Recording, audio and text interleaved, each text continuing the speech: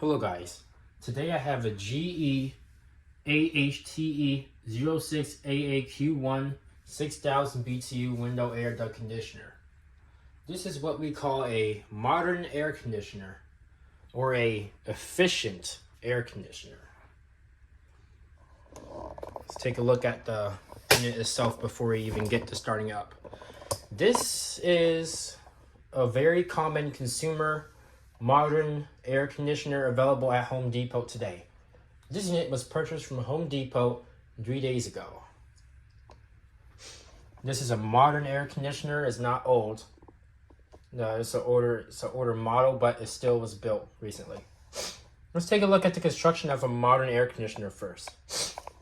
Okay, let's take a look at the front of the unit. We have a little plastic grill. The grill is actually at pretty good quality. Oh, never mind. Let's take a look at that. We have a plastic grill. Sometimes it can bend if you hit it. That's flexing pretty good. We have digital controls. I have it unplugged just for the sake of the review. Here's a filter. I still have some new tape up here.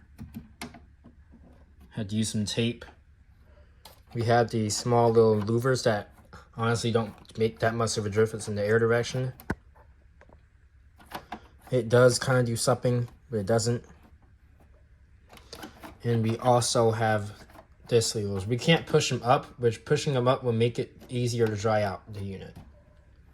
And when we look in the inside, you will see that the separation material that they use is styrofoam. Let me say that one more time. Styrofoam, the same crap that's inside the cups and some of the other junk. Styrofoam is one of the worst materials I've used in my life.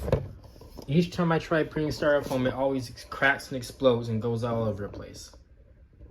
One drop, one small minor drop or one small bump can probably break the entire unit. The only thing separating the inside and the outside of the room is not even correctly manufactured styrofoam, which is why I'm kind of contemplating returning this thing. I still have the box. I just gotta go outside and grab it before it disappears or someone takes it. I'm starting to sort of contemplate it, but here it is. We have these window blinds. These are the same on vintage units, I think. I don't think much has changed with them. Just your same plastic. Those you gotta replace like every 5 years because the plasticizers start to wear down. And there's probably better materials you could use too, which I'm not sure what I'm aware about, but yeah. Let's raise the blinds a little bit. Let's take a look at the refrigerant design. This is 6,000 BTUs, 115 the volts, 4.9 the watts. 4.9 the amps, 13.1 SEER, only one phase, 60 hertz, 530 the watts. And let's take a look at the pressures. We got just about almost 500 sigs on high. And on the low side, On the low side, we got 140 pounds. An old vintage AC would have 100. Old vintage AC would probably have 240 on the high and then some lower number on there. Don't even make me get started on R12 refrigerant. This air conditioner also uses the explosive refrigerant. You guys can't see that warning that well. I guess we'll be raising the blinds again. Also uses explosive refrigerant. R32 refrigerant is slightly flammable, which means slightly flammable also could mean slightly explosive, which is the refrigerant that you're using here. They're pretty much using propane as refrigerant. Very high pressures. And before I start up, I'm still going to continue to talk about the overall construction of the unit. Let's take a look at the filter. Filter is very difficult to remove from the unit. Well, not very difficult, but If you're handicapped, I'm not handicapped, but if you are, it's going to be very difficult. And if you don't have nails like me, it's kind of difficult to remove from the unit. Let's remove it. We've already ran into a problem. If you have a smaller window, like a window that's small like that, the filter is pretty much unremovable unless you take the front grill off with the 2 screws or to remove it from the window entirely. Other than that, it's unremovable. But you just bend it slightly, and now it'll come out like that. This is your basic air conditioner filter. No HEPA, no activated charcoal. It's just your mesh plastic. Very bendy. This probably uses plasticizers that can also go out. Back, nothing special. Is the same. Part numbers. And there's little snap grids that those can also fail. So let's put it back in. Actually, while it's out, I might as well go ahead and show the coil. And then after I show you the indoor coil, I'm going to show you the outdoor coil. So I'm going to take the phone off the tripod and turn on the flashlight. I'm not going to take the grill off because I bet they have a warranty void grid thing in there or something. But here is the coil. The tubes on here are better than what I've seen on other units. This is a single loop coil, only has 1 loop. You can see the great welding job they did. Oops. Hang on. Still trying to work this camera. But yeah, you can see a excellent welding job they did. I'm going to switch back to 0.5. But you can see there's some of the welds in there. There's some residual water on there as well. And that part is also separated by none other than styrofoam. You also have some differentiating metals in there as well.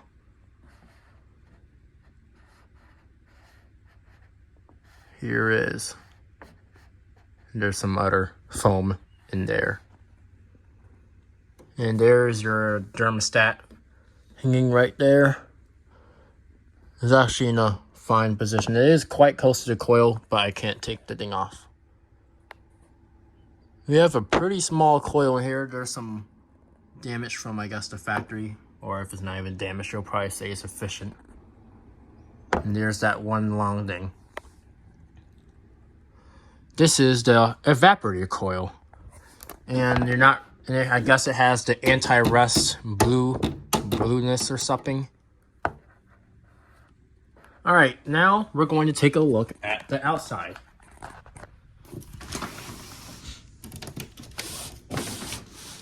It's quite hot out, wow. Here is the outside, oops, of the AC. There's some of the styrofoam right there. You can see the styrofoam. There's the compressor. We have a Quingan compressor.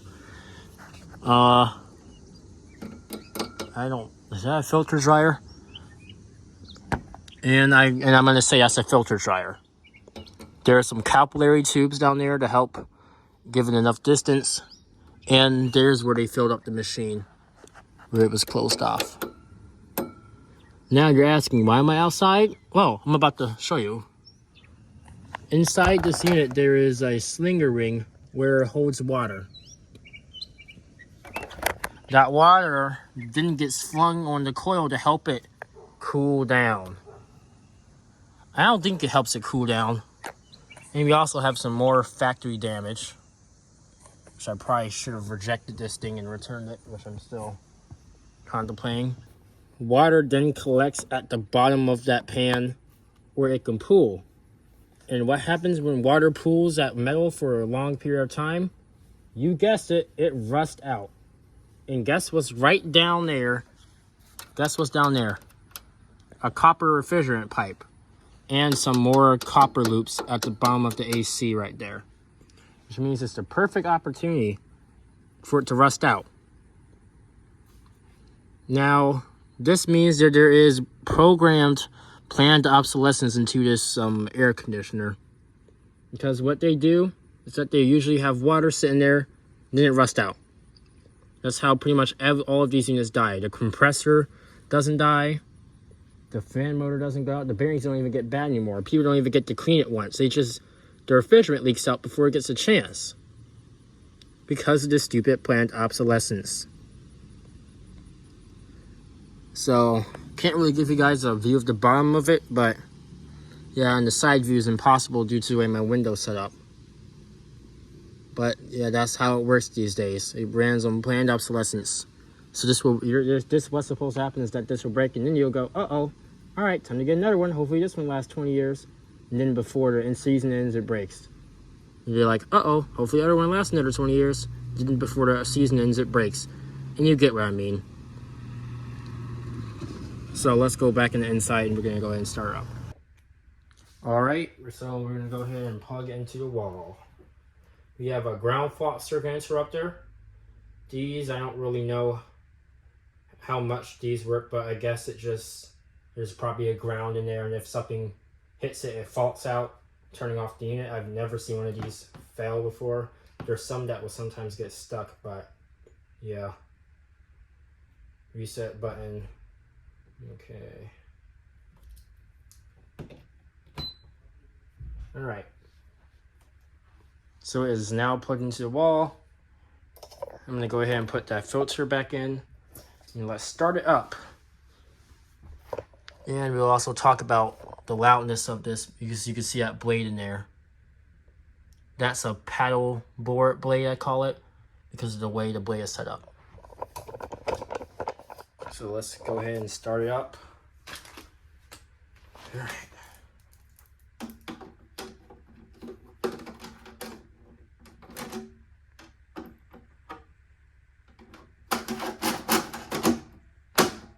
Alright, let's go ahead and we're going to use the control panel for this startup. I'm going to try to get you guys out the air direction and move that back so you don't get the breeze. Alright, let's go.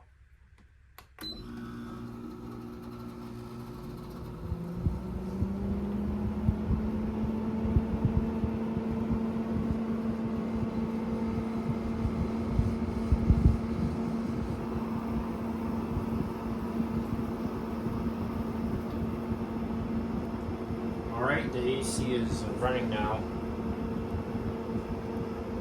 Now, this is actually a pretty quiet operation. For also on the low speed, it's not quiet, but it's a pretty pleasant sound. It's not really intrusive. Let's go ahead and switch the fan speed to medium.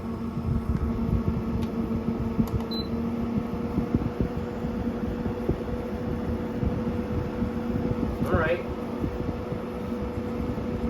Not that bad. Not that bad. Now we're going to go ahead and go to high.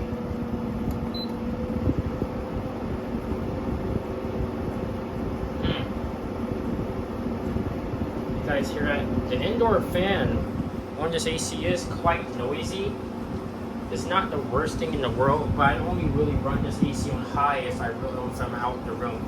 Once I'm back in the room, I usually turn it back down to medium. Because the frequency of that indoor fan is a little bit kind of high-pitched sound. And it's also quite louder than pretty much every other AC on the market, so yes. Alright, now eliminating the fan sound, this is a pretty good sounding unit. This arguably has the best sounding compressor of any modern AC I've had. It doesn't have the high pitched sound like the GMCC does. The Quingan compressors sound like Reshi Precision compressors. So this is a pretty good sounding compressor in here, I'll give it that. The compressor sound is really nice. Indoor fan sound, not so much, but it is tolerable for what it is. And it really isn't that bad.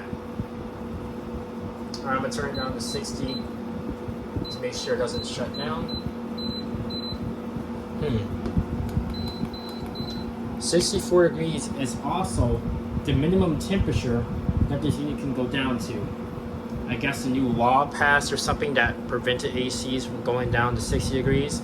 I don't know whose bright idea that was, but that means that's definitely my last digital unit. so you can't really control the temperature. It goes all the way down to 64, and it goes all the way up to 60. It goes all the way up to 86 degrees. The high temp limit hasn't changed, but the low temp limit has. Now, if it's nighttime, if you want to dry out the air, it's a little bit more difficult because you can't you can't turn it down to the minimum operating temperature. There's no constant run on here. The current mode that this AC is on it's on eco mode, which means once the compressor turns off, after a couple minutes after the compressor turns off, the fan will also shut down with it. I think that's actually a pretty good feature. I just wish they just had a constant fan toggle button, but they have to make it economical for y'all. So it has to be green and new, so they didn't do that. Instead, it's just eco. But it's fine for the speed that is on right here. The compressor is not loud at all. It is audible, but if you know us, most of us like audible compressors, so this is a really good sounding compressor. The air coming out the unit is very cold for a 32 machine, to be honest. Let's get some temperature measurements.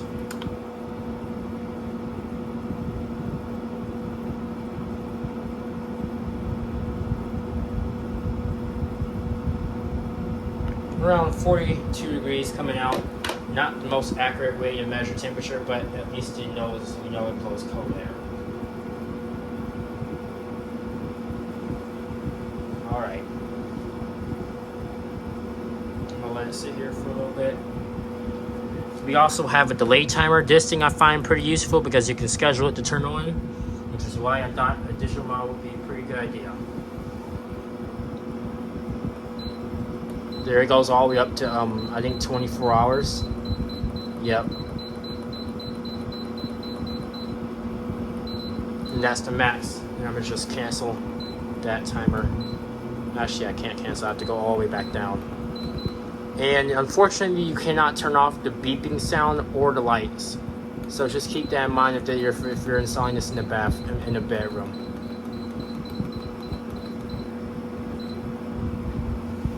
We also have a tiny little remote, no display, very simple. Takes 2 AAA batteries. Works fine for what it is.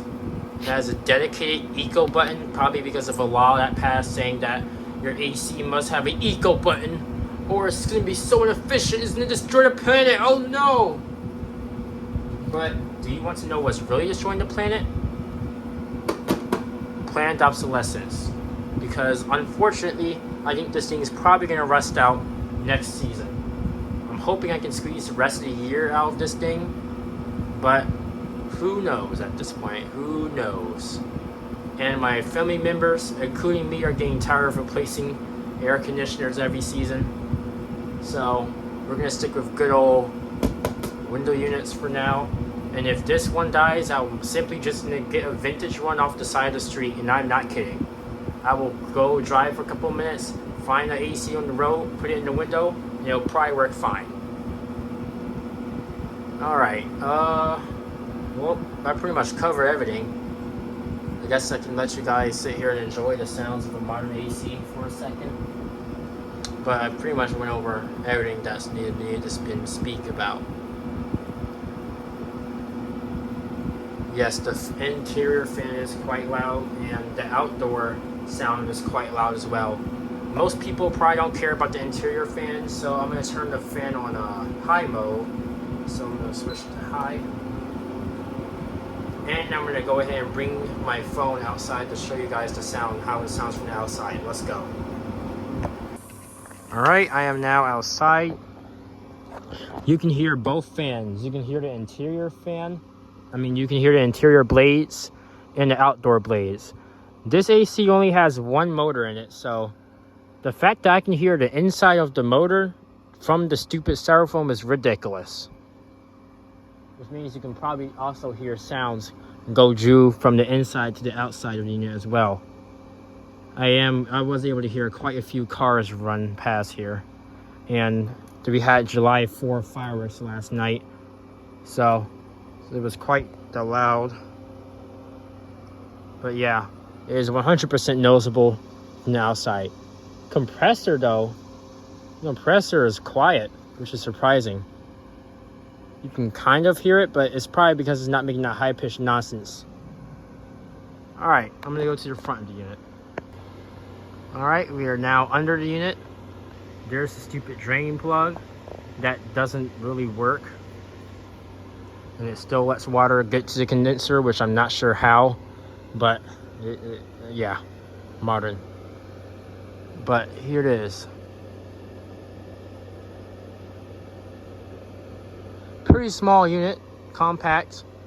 Sits pretty well within the window, doesn't stick out too much. I still gotta get that bug screen down, but it's okay. And you're probably wondering, okay, if you don't like window ACs, and if window ACs are all cheap and they're all manufactured to fail, which they are, then why not get a ductless mini split? All right, well, follow me. Let's go. Let's take a walk. In order for me to get a ductless mini split, I will have to put a hole in the wall. Don't worry, we're gonna keep walking. A hole in the wall. And the mini split we either have to somehow, by the grace of Jesus, hang all the way up there, which makes it 100% unacceptable unless we get the good old ladder out, or the mini split will have to sit all the way down there. So we will have to get rid of all these plants. It doesn't have to sit down on the floor. We can probably cut a hole in the brick and put the mini split down there. But it will pretty much have to sit there. I'll have to run the refrigerant line all the way up to that wall over there, and then run it inside the room, and then get a head unit inside the room. Now, my room is only a couple square feet, so we only need 6,000 BTU. We only need 6,000 BTUs for the cooling. So those units are actually not too expensive. They're only around $700, and some of them are $1,000. And there's other problems. That unit requires 240 volt wiring, which is kind of ridiculous for 6,000 BTUs, but yes, requires 240 volt wiring, which we'll have to get an electrician. So that's probably like $4,000 just for one room. Imagine the other rooms in the AC. We do have other rooms, so that's probably like $10,000 for the whole house. If we want to replace the entire house and get new ductwork, that's probably going to be, no, just ew. We would just build a new damn house at that point. So it's probably like going to be tens of thousands of dollars to get it without having a window AC. Next, okay, well, how about you cut a hole in your wall? Nope. Can't do that. Not the way this house is made. Can't cut a hole in the wall. Okay, well then just use a window AC. I am using a window AC. And it will probably fail before the season ends. So, okay, what's next? Well, I got a good answer for you. Get a vintage window air conditioner. I'm going to turn the fan down so you guys can hear me better. But the answer to all of the problems is vintage. Vintage air conditioners have been built to last for years and years on end. And they still put up to the test of time. If I were to get a vintage air conditioner, that will probably just eliminate all my problems. Because they're built to last. And yeah, they're built to last. These are built to fail, but the old air conditioners are built to last. Higher quality, you can't, for goodness sake, you can't see right through it. That's ridiculous. You can't see right through the AC because they use good old metal. Some of them use plastic and some of them use metal. I'll take plastic or metal any day over styrofoam. But yeah, so if possible, please get a vintage air conditioner. It'll last longer. It's more environmentally friendly because you're saving something from getting dumped in a yard. and you're cleaning the streets off by getting old air conditioners that are from the streets. Alright, well, that pretty much ends today's video.